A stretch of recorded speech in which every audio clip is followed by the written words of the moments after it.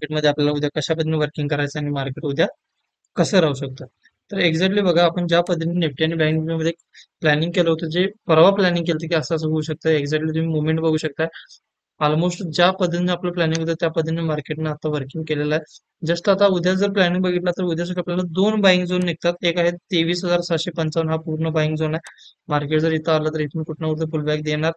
First target second target पण देण्याचे chances आहेत जर उद्या स्टॉक्स जर पॉझिटिव्ह असेल तर, किंवा एकतर उद्या गॅप ओपन होऊन आपलं वरचं पण टार्गेट देऊ शकतं. त्यानंतर समजून चला जर by the fall gap down open झालं तरीही मार्केटमध्ये तुम्ही इथं बाय पुटला जर बसला तुम्हाला इथं क्लोज करायचा आहे. हा पूर्ण बाईंग झोन राहणार आहे 23,535 ते 23,421. इथं कुठेही तुम्हाला पुटला एंट्री अजिबात घ्यायचं नाही. आणि एकच स्पाईक तुम्हाला बाय साईडची मोठी आणि मोठी दिसून येऊ शकते. ज्यामुळे जे पण ट्रेडिंग करणार ह्या झोनला पूर्ण बाईंगच असणार आहे. जस्ट सेलिंग जर बघायचं असेल तर हा एक सेलिंग झोन छोटासा आहे आणि जस्ट अजून एक सेलिंग झोन तो म्हणजे डाऊन साईड, नाहीतर अन्यथा आपण बाईंग साईडलाच वर्किंग करणार आहोत. जस्ट आता अजून पण वेळ आहे. जर तुम्हाला तुमच्याकडे जर इक्विटीमध्ये जर पैसे इन्व्हेस्टमेंट करायचे जर असेल तर आताच इन्व्हेस्टमेंट करून ठेवा. आणि इथून मार्केट परत एकदा ग्रीप घेऊ शकतं. कारण जेव्हा मार्केटनं डाऊन मुवमेंट दाखवले त्या वेळेला त्याच्या अगेन्स्ट कितीतरी पटीनं त्याला अप साईडला पण दाखवलेला आहे. त्यामुळे आत्ताच चान्स आहे. बरेच स्टॉक्स डाऊन साईडला आहेत.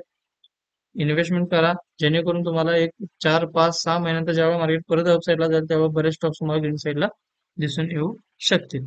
जस्ट हा एक छोटासा निफ्टीचा व्ह्यू होता. त्यानंतर आपण पाहूया बँक निफ्टीमध्ये कशा पद्धतीने वर्किंग करायचं. तर बँक निफ्टीमध्ये जर बघितलं तर बँक निफ्टीमध्ये हाच एक बाईंग झोन होता. परफेक्टली काल त्यानं वर्किंग पण दाखवलेला आहे. वन साइड रॅलीमध्ये आपलं टार्गेट पण आज गॅप ओपन होऊन डन केलेला आहे. जस्ट पुट साईडला एक मुवमेंट आहे, पण ही पुट साईडची मुवमेंटला आपण जास्त फोकस करायचं नाही. जरी आपण इथे एंट्री केली एकतर कमी लॉटने एंट्री करा. अन्यथा जर समजून चला जर निफ्टी अप जात असेल तर बँक निफ्टी पण अप जाणार. ऑलरेडी बँक निफ्टीनं 50,000 या लेवलला ब्रेक केलेला आहे आणि 50,000 या लेवलच्या वरती मार्केटला फक्त सस्टेन करायचं हे तुम्हाला मी सांगितलं होतं. म्हणजे विकली प्रिडिक्शन मध्ये ऑलरेडी सस्टेन आहे आणि मला असं वाटतं की इथून अप साईडला जर रॅली मोठ्या होऊ शकतात. त्यामुळे पुट साईडला जर असं अवॉइड केलं तर ह्या लेवलला बेस्ट होऊन जाईल. त्यामुळे जे पण वर्किंग करायचं तुम्हाला जरा कॉल साईडला करायचं आहे. आणि आता जर तुम्हाला बँकेमध्ये जर इन्व्हेस्टमेंट म्हणजे बँकेत जर स्टॉक्स घ्यायचे असेल तर नक्की बँकेत स्टॉक्स घेऊन ठेवा लॉंग टर्म साठी. तुम्हाला हे येत्या 6-7 महिने चांगला आउटपुट दिसून येऊ शकतं.